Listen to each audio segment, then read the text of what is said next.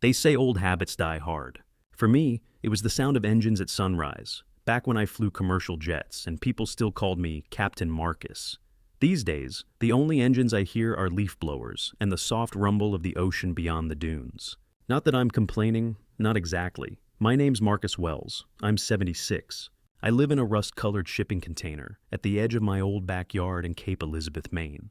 Not far from the beach, but far enough from where I used to sleep beside my wife every night. That was 5 years ago. Back then, I still owned the whole place. The main house, the guest quarters, all of it. After Lorna died, June and Grant came to me with their big plan. Said it'd be simpler if the deed transferred to them. Less hassle, fewer taxes, less legal red tape. Grant had spreadsheets. June had that look. The same one she wore at age 10 when she wanted a puppy, and I knew she already named it. I didn't argue. I was tired, grieving, and honestly, I just wanted everyone to stop hovering. I agreed, but under one condition. The container, my container, stayed where it was, untouched. I had Ruben, my lawyer, and old Air Force buddy, draw up a clause that made it mine for life. Not a favor, not a handshake, legally binding. I even had him include the phrase sacrosanct and sovereign. Grant had scoffed at that, said it sounded dramatic. I said good, so here I am, still here, still tending the roses, pulling weeds, checking the garden's pH like Lorna used to. I keep everything neat for Tilly, really. She loves the space, the birds, the flowers, the wind chimes made from spoons and old glass. She's 12 now, born with a rare neurological disorder that slows her speech, stiffens her joints. She moves like she's underwater sometimes, but her mind, bright as ever.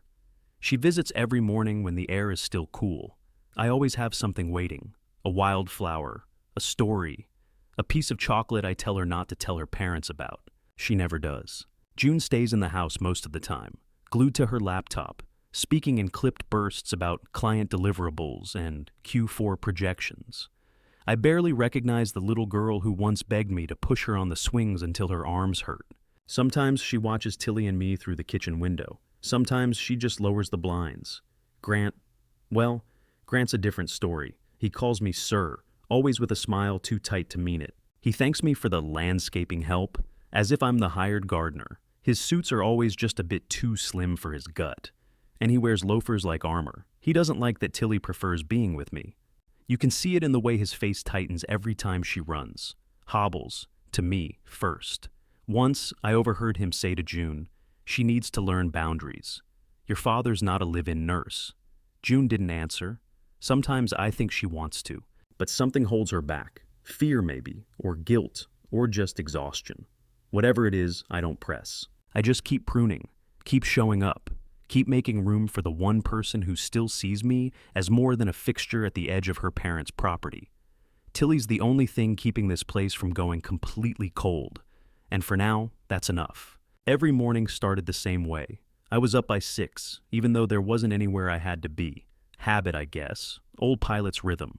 You don't shake that kind of schedule, even after they take the wings off your uniform. I started in the garden, snipping dead heads off the hydrangeas and trimming back the tomato vines before they got greedy. The gate to the side path squeaked, always had. And I made a mental note to grease it, even though I liked the sound. It let them know I was coming. I stepped up to the back porch and let myself in, like I always had when Lorna was alive. She used to leave the kitchen window cracked just enough for me to smell the coffee brewing from 20 feet out. Now the air smelled like lemon disinfectant and printer toner. June was at the table with her laptop open and 3 different devices buzzing around her. She didn't look up. Grant sat across from her, already in his blazer and dress shirt, fingers tapping at his phone like it owed him something. He grunted what might have been morning without glancing up. Morning, I said, and walked past them to the cupboard. Tilly was at the island, legs swinging, her cereal bowl half full and untouched. Her eyes lit up when she saw me. "Grandpa," she said, smiling so wide, I swear it pulled the whole room into the light. I ruffled her hair and leaned down. "Hey, kiddo. How's the Pirate Queen this morning?" she giggled. "Captain," she corrected. "You promised you'd call me Captain." "Right, Captain Tilly. Forgive me," I said, giving her a little salute. She beamed. Grant sighed, loudly, like it was an Olympic sport. I poured myself coffee and stood behind Tilly, just to keep his glare off her. June finally looked up. "She has sailing club this afternoon," she said. You're still taking her? I nodded. Wouldn't miss it, Grant muttered. Bit of a haul, don't you think? I turned to him. She wants to go. He raised an eyebrow. I'm just saying it's not convenient, that's all. Tilly cleared her throat and looked up at me. Do you still have your old flight log? I smiled. Sure do. Can I use it for my project? Ms. Howard said we could bring real stuff if we want. What kind of project? About speed and distance, planes versus boats, she said proudly. You said you used to log all the flight data, right? I grinned. You bet I did. And I'll help you figure the numbers, too. June's mouth tightened, just barely. I saw it. Grant pushed back from the table and stood. Great. Maybe she'll get extra credit for having a pilot in the family. I watched him leave without another word. Once he was gone, Tilly leaned in. Will you tell me again how you met Grandma? I nodded, sipping my coffee. She spilled a tray of orange juice on my shoes. That was our first hello. Tilly laughed and pressed her chin into her palm. I liked that story. So did I. It reminded me that not everything about this house had gone cold. Not everything was gone. Some things, the best things, just needed a place to land. It happened after dinner, casual as weather talk. I'd just finished rinsing Tilly's plate and was drying my hands when June said it. We'll be flying out Tuesday. I turned. Flying where? Namibia, Grant said from the kitchen island, where he was stirring his cocktail like he was auditioning for a travel ad.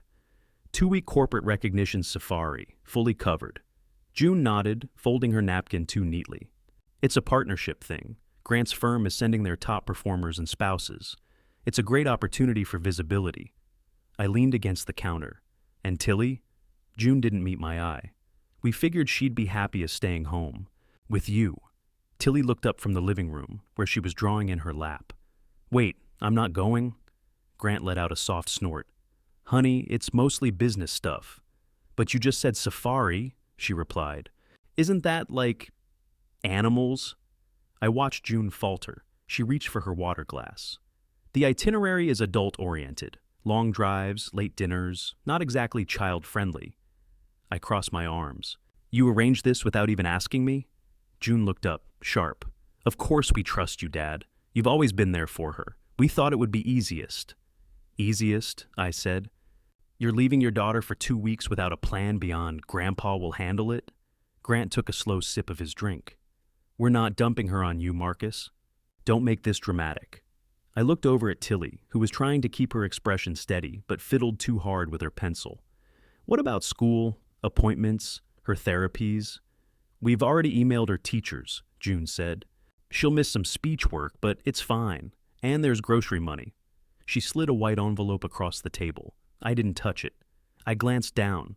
A few 20s and what looked like a handwritten note on hotel stationery. No schedule.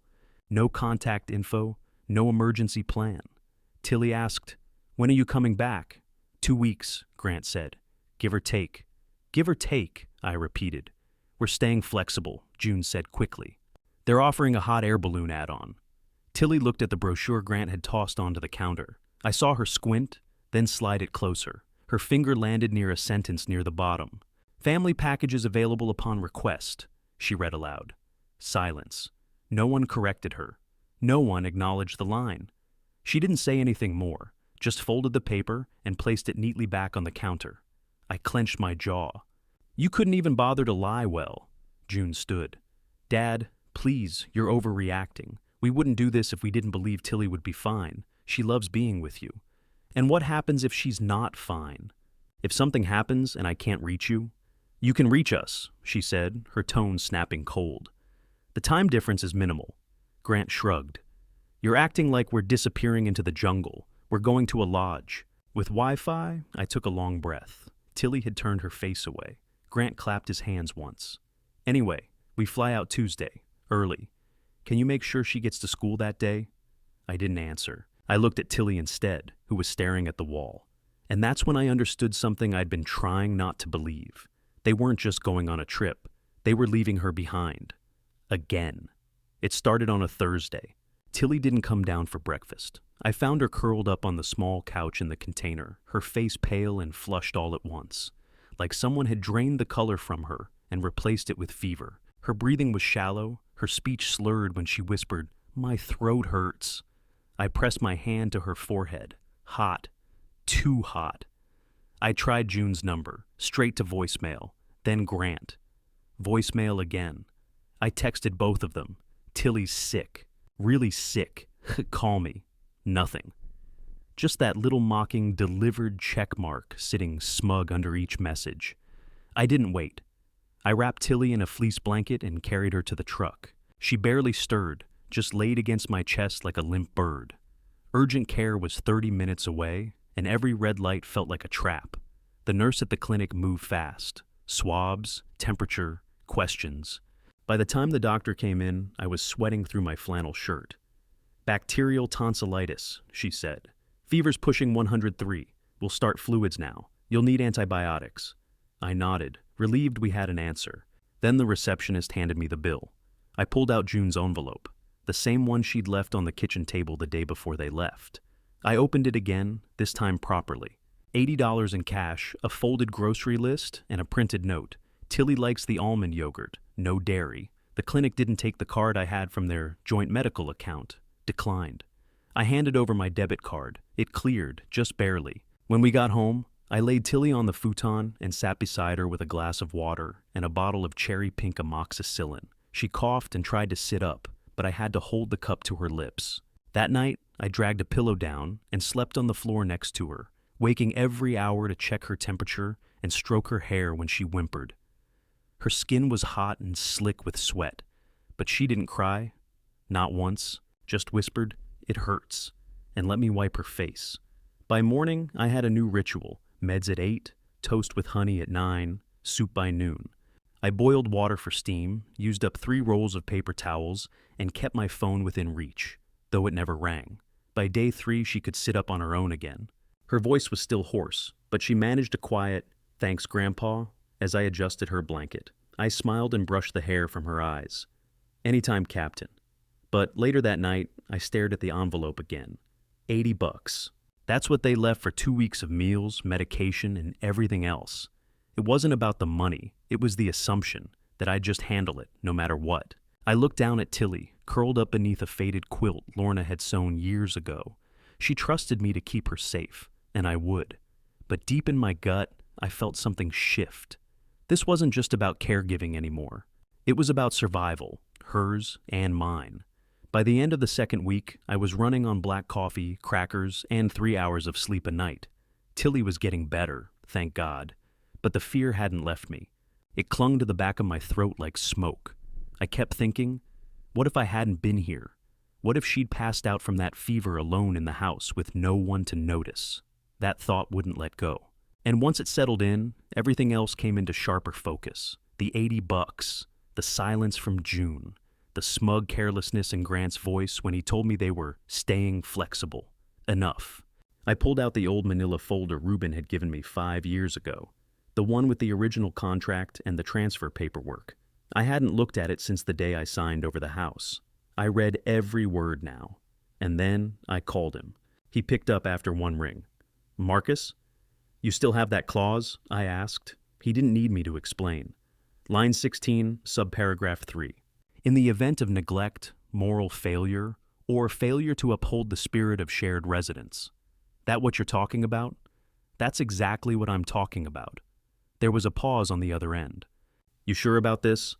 "As sure as I've ever been about anything." I heard him exhale. "All right then, let's meet tomorrow morning. Bring the folder, and bring that stubborn streak of yours. You'll need it." The next day we sat in his office, same plaid carpet, same squeaky fan in the corner, and spread everything across the table. He scanned the documents, adjusting his glasses with the same slow precision he used to check our flight checklists back in the Air Force. "It's enough," he said after a few minutes. "You've got grounds. She left you without authority, failed to provide basic resources, and clearly violated the agreement to share responsibility. The spirit of residence line gives us flexibility." I nodded, folding my hands in my lap. "I want to sell the house." He looked up. "Sell it?" "I want to move Tilly into a place that's actually built for her. Ramps, no stairs, wide halls, a proper walk-in tub. Everything June and Grant should have thought about years ago." Ruben leaned back, eyes narrowing. "That'll burn every bridge." I'm not walking on bridges anymore, I said. I'm walking through ashes. He smiled faintly. Damn, Marcus. I shrugged. Someone's got to protect her. He tapped the papers into a neat stack. All right, I'll draw up the formal motion. Quiet title action first, then a request for summary judgment based on the neglect clause. How long? A few weeks if the court calendar's kind. Tilly's laugh floated through my memory, that tiny voice saying, Captain, in the garden, wrapped in a blanket and trying to smile through fever. I don't care how long it takes, I said. Just make it stick. Reuben nodded. We'll make it stick. The house sold faster than Reuben expected. One cash offer, no contingencies. Coastal property goes quick, even when the paperwork's complicated, and the seller's technically a former owner reclaiming residence through a neglected clause. We closed on a Tuesday. By Wednesday, I had the keys to a new place, a modest one-story bungalow in South Portland with wide hallways, no stairs, and a backyard lined with trees that rustled in a gentler way than the ones back on the coast. It wasn't flashy, but it was perfect. I didn't tell Tilly right away. I wanted it to be ready. For 3 days, I moved her things by hand, one box at a time from the container, some from her room in the main house, and a few things I bought myself. A custom bed with side rails, a big corkboard for her drawings, adjustable shelves she could actually reach. I hired a local contractor to install grab bars in the bathroom and widen the kitchen doorway. Everything down to the lighting was considered. Friday morning, I picked her up from school. Instead of driving home, I pulled into the new driveway. Tilly looked out the window. Where are we? I parked and turned to her. Home. She blinked at me, confused. This isn't the house. I smiled. Not the old one, no, come see. She hesitated at first, not in fear, just surprise, then took my hand and followed me up the new ramp. Inside, her steps slowed. Her eyes scanned every corner like she was trying to memorize it. It smells like new paint, she said softly. Yep, fresh start. I showed her the kitchen, the living room, the hallway wide enough for her walker when she needed it. Her room had her stuffed otter on the bed, her books already shelved, and the little wind chime from the garden hanging by the window. She sat down on the bed slowly, running her fingers over the soft yellow quilt I'd picked out. You did all this? For you. She looked around again. Why? I crouched in front of her. Because I want you somewhere that's built for you, not somewhere you're just allowed to be. Her eyes welled up. They didn't leave us much choice, did they? I swallowed the lump in my throat. No, sweetheart, they didn't. That night, we ate frozen pizza on the couch and watched an old cartoon from the 90s. She laughed for real, a belly laugh I hadn't heard in weeks. The next morning, the storm came. June called first, her voice sharp and shrill. What the hell did you do? Everything within my rights, I said calmly. You'll be getting the legal summary in writing. You were served this morning. You sold the house? Without even telling us? I didn't flinch. You were compensated. Your shares already in your account. This is unbelievable. You stole. I reclaimed a home you abandoned. I protected your daughter when you didn't. If you're upset, take it up with the judge who signed off. There was a pause. Then, quieter, colder. This isn't over. I ended the call without a word. Later that afternoon, a car pulled up outside the bungalow. I stood at the doorway before June even rang the bell. She was in a blazer and sunglasses, jaw clenched tight. I want to see her. You can, as a visitor, not a parent in control. She didn't argue, just stepped inside. Tilly looked up from the puzzle she was doing on the rug. She didn't run into her mother's arms. She just said, "Hi, Mom." June smiled, but it didn't reach her eyes. That was the first time I realized the power had finally shifted, and I wasn't giving it back. They showed up together just after noon on a Sunday. June parked too close to the curb, and Grant didn't even wait for her to unbuckle before slamming his door. I saw it all from the front window. How he adjusted his cuffs, tugged at his belt like he was stepping into a courtroom. Reuben was already sitting at the kitchen table with a binder open and 2 extra copies of the court ruling in front of him. He looked up when I stood. You want me to answer the door? No, I said, already heading toward it. I'll handle the welcome. I opened it before they could knock. Grant's voice shot straight past politeness. We need to talk, now. Come in, I said evenly. But this is going to be on my terms. June stepped in first, scanning the house like she was seeing it for the first time. The ramps, the widened doorways, the soft rug under her feet instead of cold tile. Her jaw clenched, but she said nothing. Grant followed behind her like a man about to make a threat sound reasonable. Tilly was in her room. The door was shut, music humming softly through the wood. Reuben gave them a tight nod from the kitchen. Grant didn't bother sitting. You had no right. Reuben slid a paper across the table. Legally, he had every right, and more. I'm not talking about what's legal, Grant snapped. I'm talking about what's moral. I crossed my arms. That's rich coming from a man who left his child with a fever in a half-empty envelope. June shot me a sharp look. You blindsided us. You manipulated the situation, and you know it. I stepped forward, quiet but firm. No, June. You manipulated the situation when you left her with no plan. You just didn't expect consequences. Tilly's door creaked open then, and all three of us turned. She stood in her pajama pants and a sweatshirt too big for her. Her hair was half-brushed, and she leaned slightly to one side, but her voice was steady. Why are you yelling? June softened instantly. Honey, we just came to check on you, Grant added, to bring you home. Tilly looked from one to the other, her face unreadable. This is my home now? June's voice cracked. Sweetheart, you don't have to say that. I'm not saying it for him, Tilly said, pointing at me. I'm saying it for me. June blinked like she'd been slapped. You're confused. This is all very sudden. It's not safe. Reuben interrupted. Safe? You mean the house that was sold legally, where she now has her own room, a caregiver on call, and medical access within walking distance? June's voice dropped. She's my daughter. And she's not a pawn, I said. She made her choice. Grant stepped forward, his voice low and threatening. We'll see what the courts say. Reuben calmly slid another document across the table. Already did. Quiet title judgment approved.